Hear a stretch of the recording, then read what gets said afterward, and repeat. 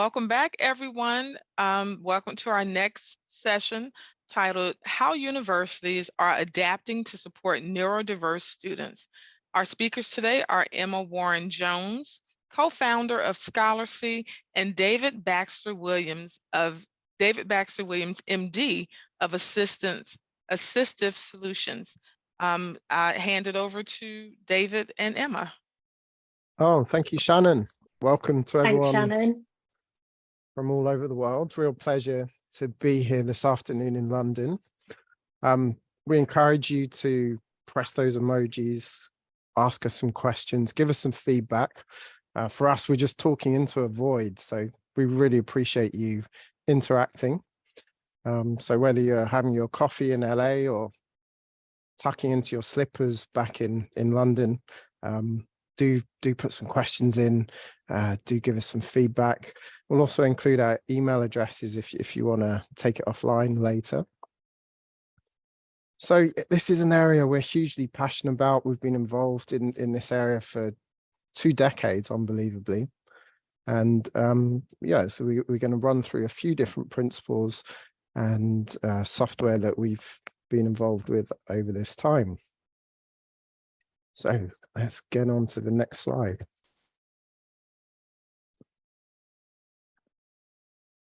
So it's a growth area in many senses. So we've got more students declaring and identifying their disabilities, which is great. More people coming out and being proud of who they are in many senses. We've got more stress and mental health potentially too. Which is affecting younger people. So an estimated 15–20% of the global population has a learning difference such as ADHD, autism, dyslexia. And in the US, apparently 20% of undergraduate students report a disability. However, despite the prevalence, college students are less likely to take advantage of available resources compared to high school counterparts. So it's definitely an area we can do more within. It's very similar in the UK. However, we have a slightly different setup with a scheme called the DSA, Disabled Students Allowance. And that's where I work day to day, really. We'll get into that a little bit more as we go through this. However, the statistics show that being involved and utilizing these resources, utilizing adjustments or accommodations are associated with very positive outcomes. So what we see, the Higher Education Statistics Agency in the UK collects data on these things. And what we see is that students who take up the DSA go on to complete their courses at unprecedented rates, far higher than disabled students who don't take the intervention, and actually higher than non-disabled students, which is a real credit to the scheme we're involved with. And there's definitely areas that we can share and look at good practice around what we do there. There's also a growth of interventions. So whether in the UK or the US or all over the world, Australasia, different countries, it's a growing area where we're doing more and more to help students to learn as individuals, really, because that's what this is all about. Often, there's a juxtaposition between institutions, which are very set, often, the factory model, really, which has come about from the Industrial Revolution and hasn't really changed that much. And we have something here which is about looking at the individual and looking at how we can adapt to them. So there's this tension between these two things, and it's quite an interesting tension, and we can potentially help more than just disabled students using principles of inclusion. We can potentially help everyone.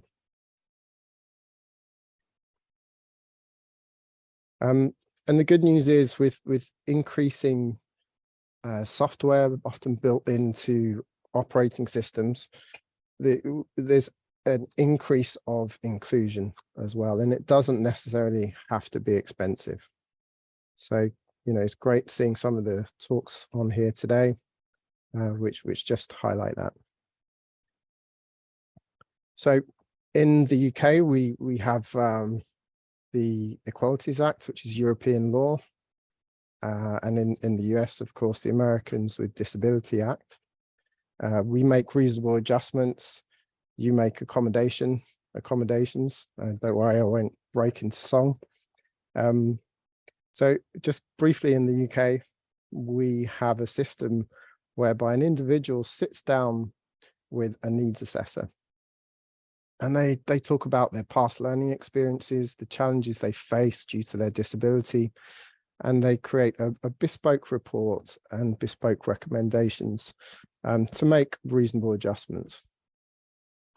In the US, you guys probably know better than me, but I believe the university itself often makes accommodations, and that as far as I understand it, depends greatly on the institution. The wealthier the institution, the more accommodations I'm led to believe.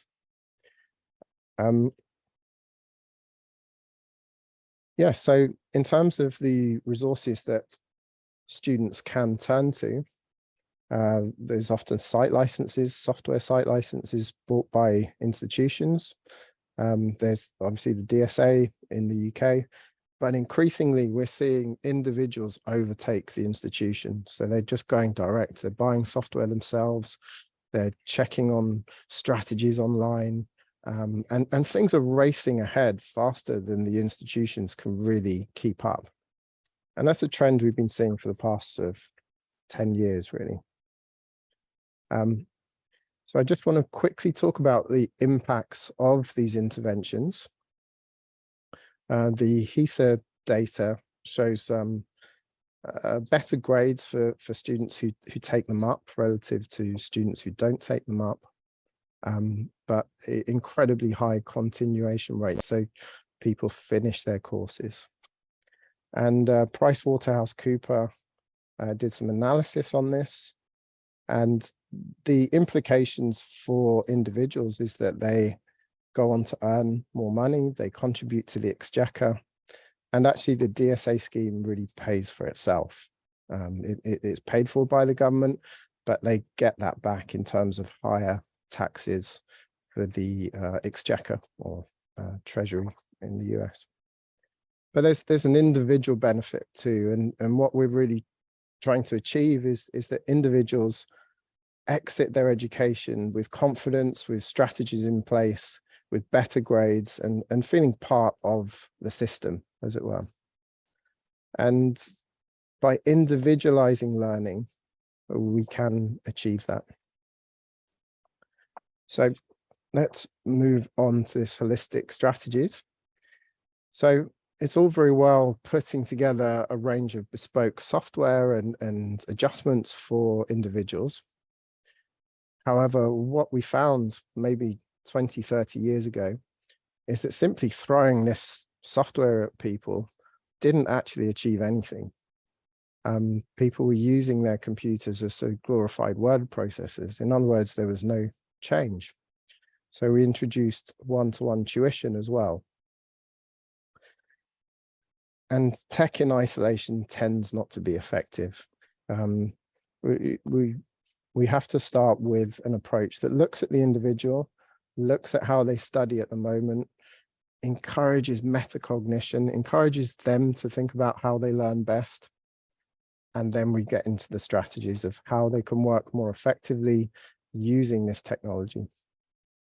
So, for example, time management, planning for your exams, writing your essays, all of these strategies we can achieve using various software. So, yeah, effective learning tends to be bespoke and individualized. We start with a focus on the individual, how they learn, and by focusing on the individual, learning is improved. And this is borne out through all sorts of research.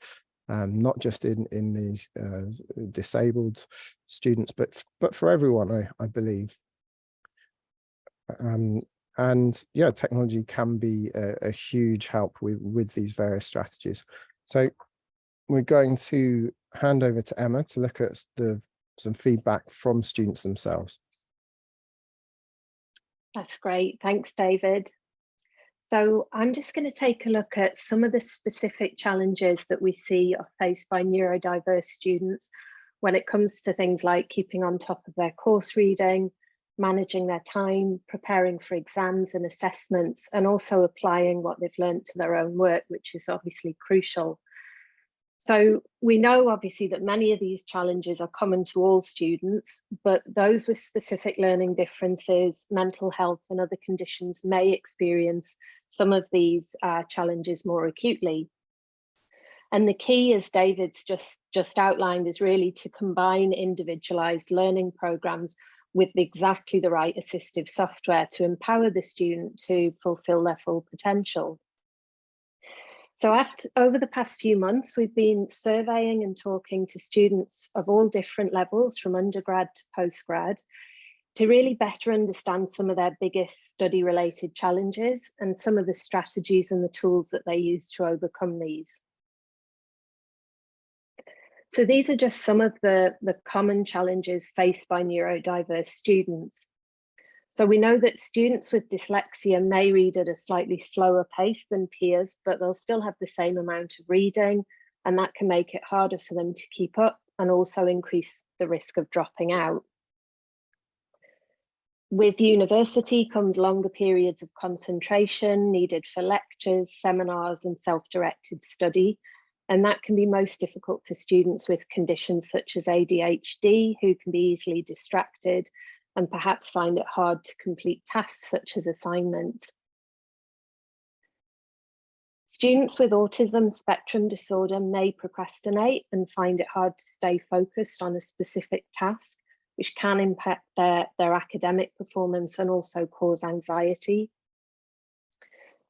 And then when it comes to comprehension, so we know again that learning to navigate dense academic texts about an unfamiliar subject can be challenging for all students, but with neurodiverse students, they can become more easily overwhelmed by these dense and these dense academic texts. So the other issue is learning with inconsistent formats and switching between book chapters, online articles, research papers, and slide decks. And all of that can cause anxiety for those with some conditions. And then there's the issue of the extensive reading list that all students have, assignment deadlines, revision to keep on top of. And so it's really easy for academic life to quickly become overwhelming. So staying organized, remembering important information, and time management can become difficult under these kinds of pressures for students with ADHD and with other conditions. So as I mentioned earlier this year, we sent out a survey to hundreds of neurodiverse students in higher education, and we ran some one-to-one feedback sessions, and they were with a range of undergrad, masters and PhD students who had a range of conditions, including dyslexia, ADHD, autistic spectrum conditions, and Erlin's syndrome. And out of the 200 responses to the survey and the in-person feedback, what we learned was that 77% of those students found it difficult to organize their thoughts and notes, specifically when it came to writing, so writing an essay, a dissertation, or a thesis. And actually 84% felt overwhelmed by the volume of reading for their course, or even found it unmanageable. And all of the students that we heard from had previously used or were actively using at least one of the following study apps. So you'll all be very familiar with Grammarly, but they were also using tools such as Glean, which is an assistive note-taking app, Scholarcy, a reading and research app. They mentioned Speechify, Dragon, which is a voice recognition software, a range of mind mapping tools such as Mind Genius, and then a range of reference managers such as Mendeley and Zotero. And some of the comments we frequently heard from the students we spoke to centered around things like feeling uncertain or lacking confidence in their academic ability, or feeling overwhelmed by the amount of reading or the pace of study. Some were finding noise and distractions difficult, and others found it hard to absorb information. And quite a few talked about a difficulty communicating what they'd actually learned. So Sarah's a neurodivergent PhD student that I spoke to a few weeks ago, and she's in the Department of Immunology at a UK university. And she's 2 years into her full-time research program and has dyslexia, and that wasn't diagnosed until she was an adult. So I wanted to ask her about some of the challenges that she experiences when it comes to reading and screening academic literature in particular. And she's told me that the vast amount of information that she needs to read can be overwhelming, and that it's really actually difficult to keep up with the constant updates in her field. And so one of her main challenges is deciding what to read and really narrowing the literature down to what's going to be most useful to her. And then the next challenge is going through the whole paper. So the depth of information, understanding the terms and various methods used, managing the different layouts and writing styles can all be really difficult. And she also finds it difficult to get the time to read everything she needs to, but not only that, to keep track of everything that she has to read. She also talked to me though about how the university is working with its neurodiverse student community. So at her university, there's a disability and dyslexia service, and that's available to students with a range of disabilities, including specific learning differences, mental health and other conditions. And she said that this department had been really very supportive over the past couple of years. And she mentioned also that the library was proactive in signposting and referring neurodiverse students to support services.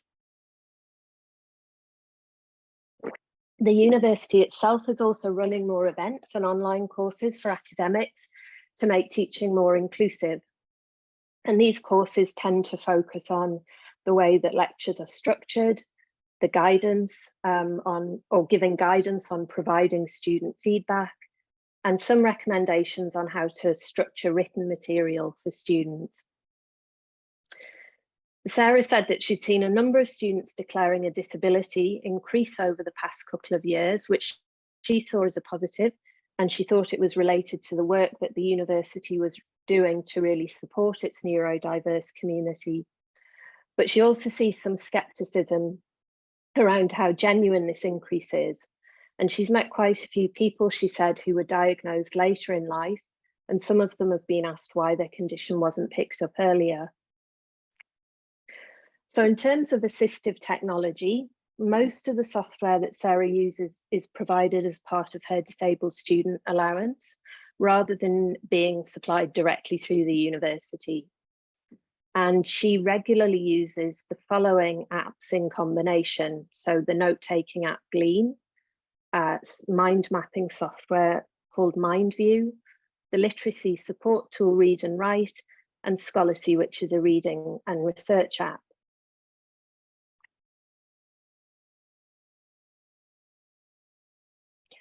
And the progression of assistive technology in recent years has really provided students with disabilities and learning differences with a range of tools and software that can empower them to succeed and to thrive in academic settings.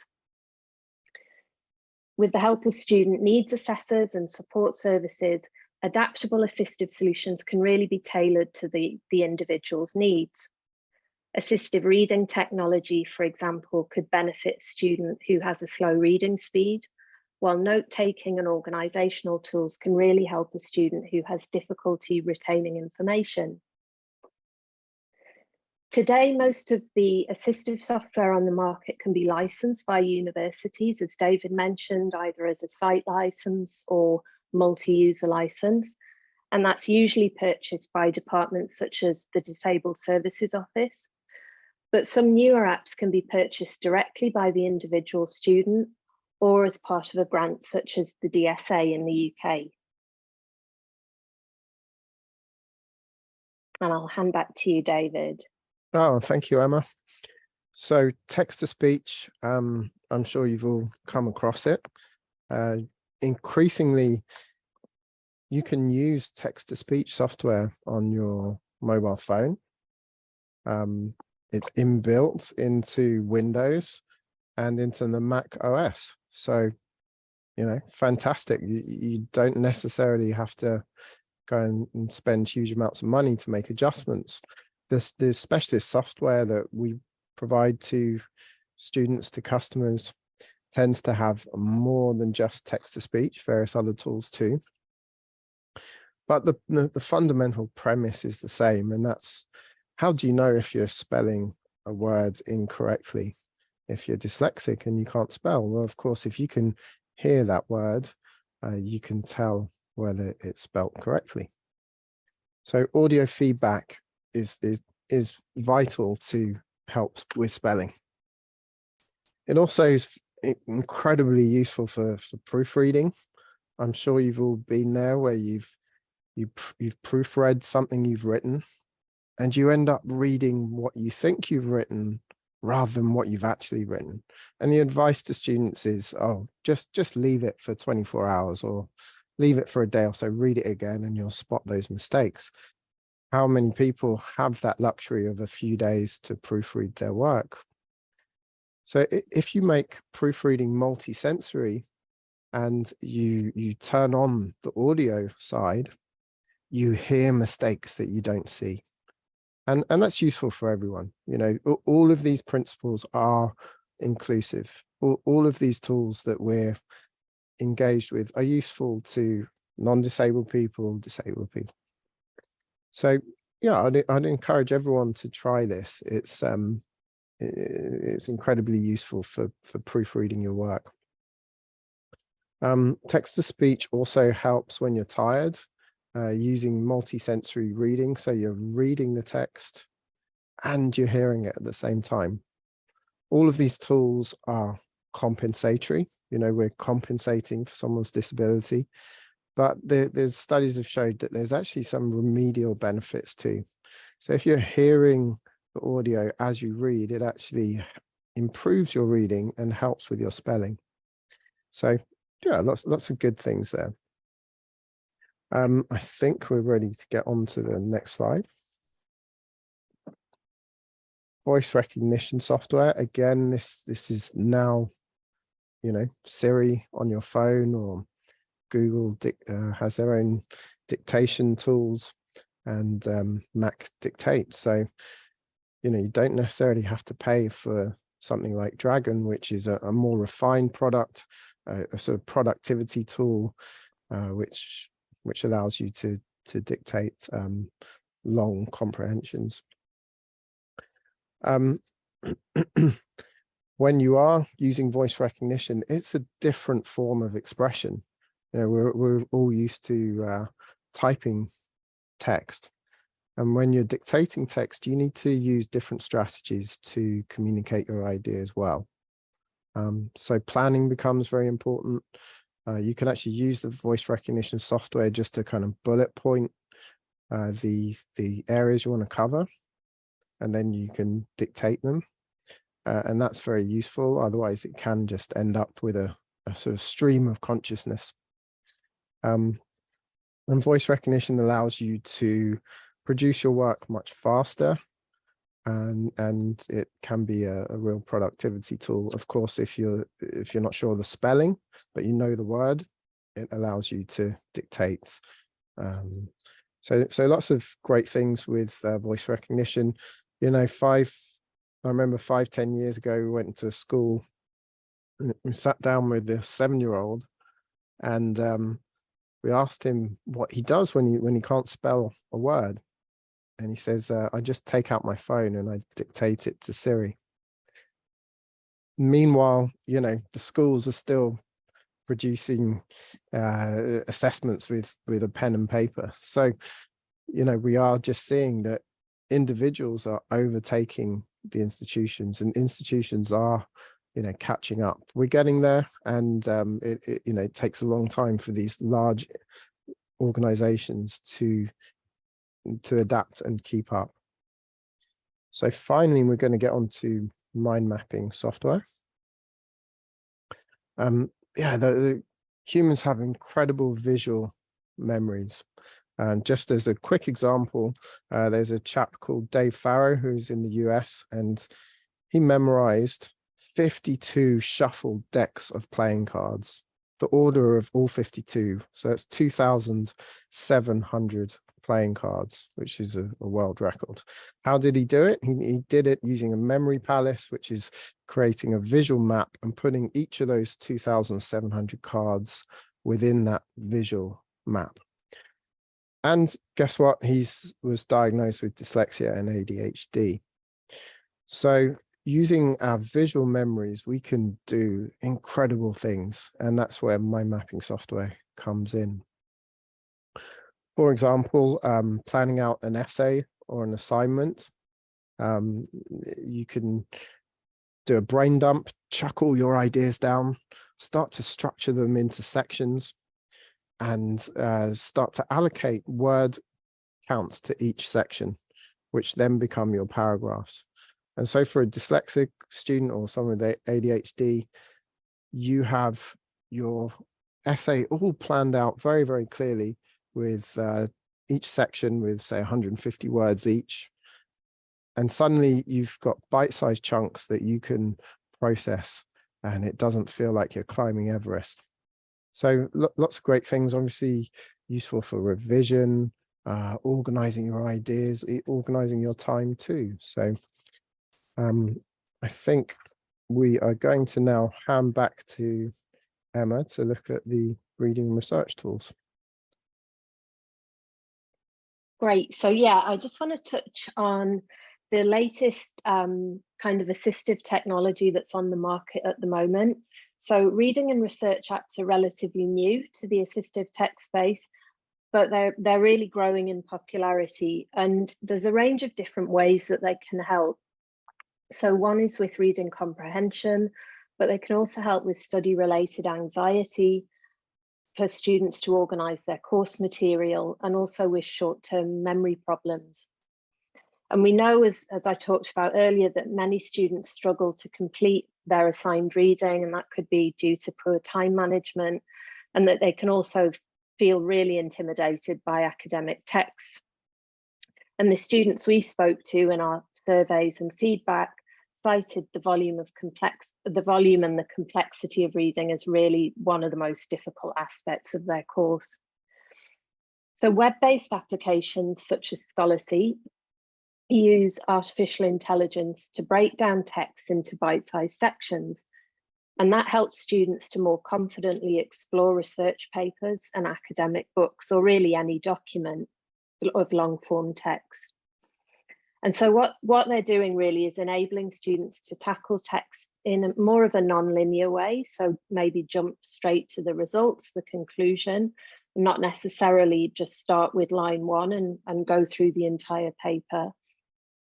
And by doing that, they can aid focus and knowledge retention also by highlighting important sections and giving definitions of key terms. So really just orienting the student in the text. And we know that these students can also empower students to these tools can empower students to read more, in fact. So they do things like provide links, direct links to cited sources, and also make referencing and bibliographies easier by integrating with reference managers. So I think we're just about at time. Thank you very much for your time. And if there is any time remaining, then we'd love to take some questions. We thank you all for your presentation. We have time probably maybe for one question, and there was a question in the chat box, but I think maybe you have got it, but I want to ask it just in case. The original question was, can you list some of the specific assistive softwares? But I believe Tiana says that you had them listed out on your slide, so I'm not sure if she still needs that, but you can tackle that one if you want to. Wow, thank you, Tiana. you know, what is assistive technology? A fork is assistive technology. A word processor is assistive technology. So commonly the things that we get involved with day to day are things like Scholarcy, for example, which is just a brilliant tool to help people read and organize their research. Dragon Naturally Speaking, which allows you to dictate, mind view, inspiration, all sorts of mind mapping packages. There is so much out there. And as I said, you know, a lot of it is being built into system software now. So just on your mobile phones, in your Mac OS, what you can do for you know, what blind individuals and students can do using their Mac computers is sensational. So increasingly it's all there, and that's a great thing. So lots of exciting things. Feel free to reach out to us if you want to take these conversations offline, and we'll be happy to get involved. Thank you for, for further clarifying that. We don't have any more questions, but if, the presenters have invited you to contact them offline if you do come up with a question that you have to ask. But let's give them a round of applause for an excellent presentation and an informative presentation on an important topic. So thank you all so much. Right now we are going. Right now we have a 25-minute networking break. And so I invite you to head to the exhibition and lounge tabs to chat with our event sponsors and our fellow attendees. The sessions will resume at 1:45 p.m. Eastern Standard Time, where we will be discussing sustaining inclusive excellence, the impacts of accelerating online education with Wendy Purcell, who is a full professor at Rutgers University and an academic research scholar at Harvard University. So we will see you all back here at 1:45. So thanks again to our presenters, and enjoy your break. Thank you, guys. Thank you, Shannon. You're welcome. Thank you.